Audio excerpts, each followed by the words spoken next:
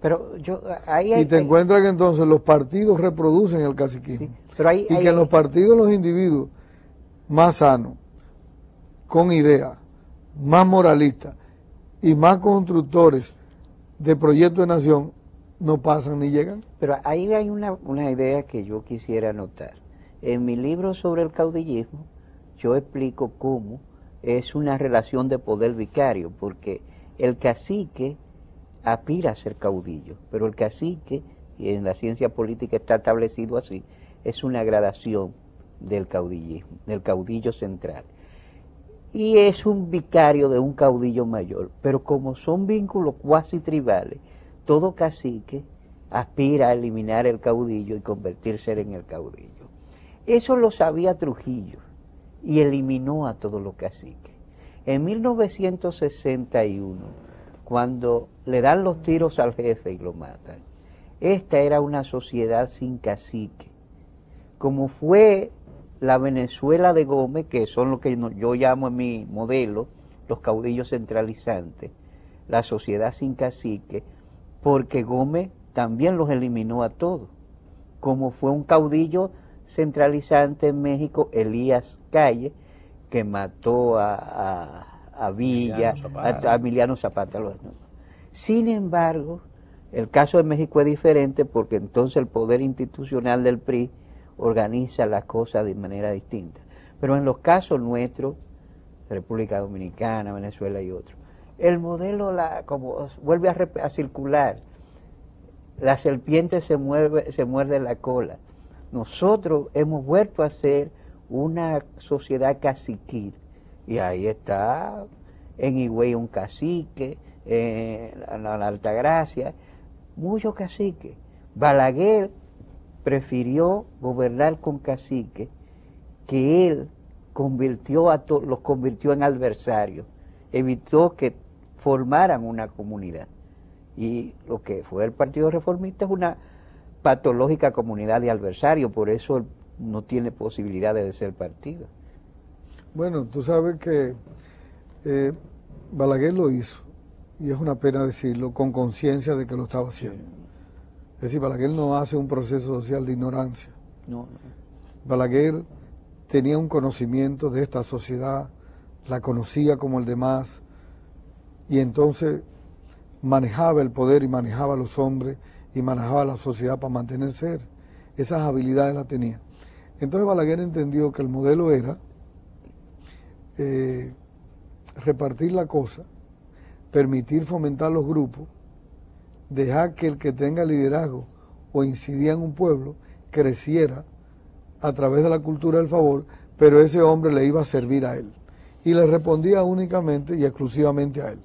Y en función de que él sabía la patología de corrupción que tenía, entonces lo utilizaba y lo mantenía a que le tenga que servir.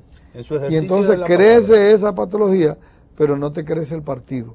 No aporta desde el punto de vista de la estructura partidaria. No se puede conformar una comunidad partidaria. No, ni aporta en una estructura de un país que pueda desarrollarse y romper con eso. Entonces, ahí está la patología, ¿no? Ahí está la patología de que hablamos. Pero vamos a hacer una montonera ahora mismo, hacer un corte dentro de su exposición y su discurso para continuar luego de esta pausa. Hay que hacer de la política un ejercicio básico de la ciudadanía. La ciudadanía es el reconocimiento político de los derechos humanos.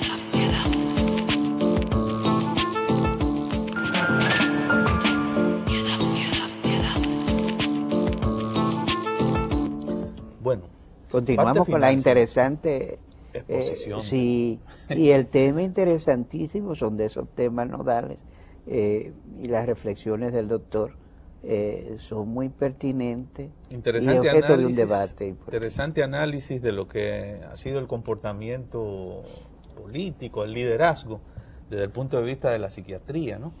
Bueno, liderazgo y también la ciudadanía, vamos a llamarle, sociólogo, ¿verdad? Sí. Sociológicamente hablando.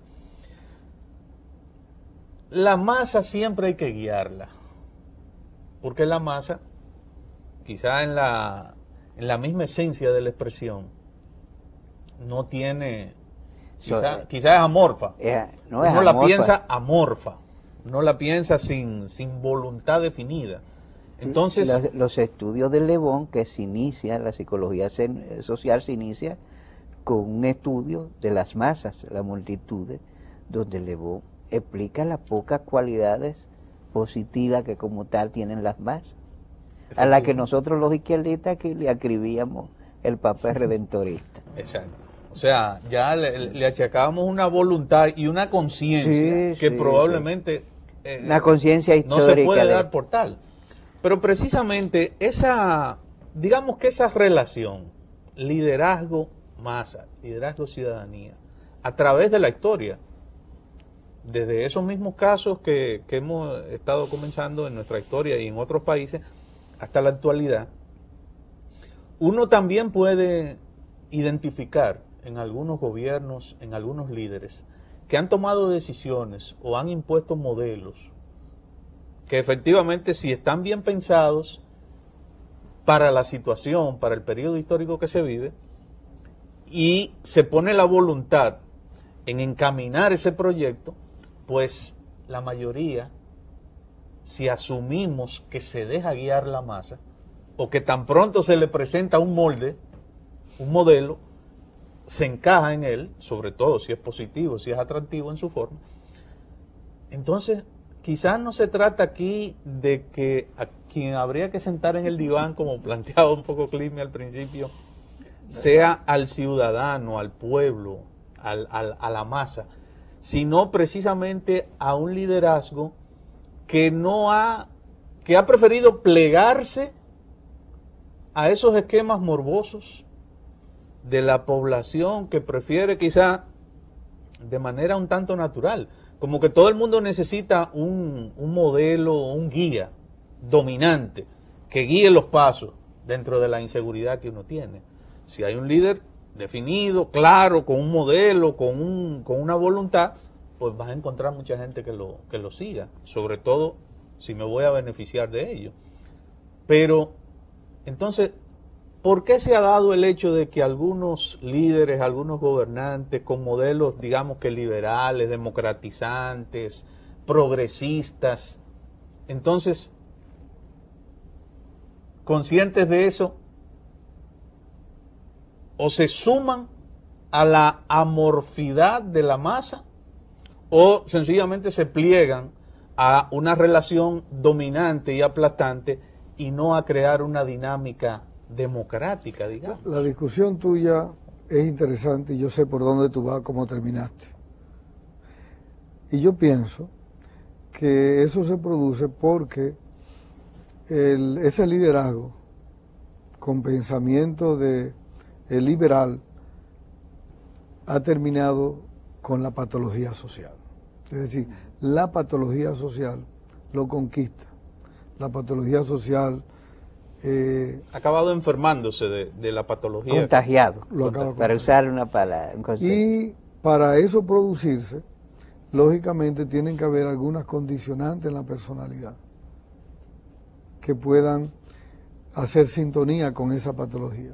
Cuando tú no tienes algunos rasgos en la personalidad que puedan entrar con la patología, entonces tú rompes con ella. O tú haces dos cosas. O produces los cambios reales, aún sacrificando el modelo que tú tengas que sacrificar, como fue el caso de Payá, como fue el caso de Bosch. Es decir, en las oportunidades se le planteó que había que volver al modelo anterior. Simplemente se negaron volver al modelo anterior. No fue como la gente piensa aquí, que fueron individuos que no tenían habilidades para gobernar este país. Que fueron débiles. Que para entenderse con la patología, no.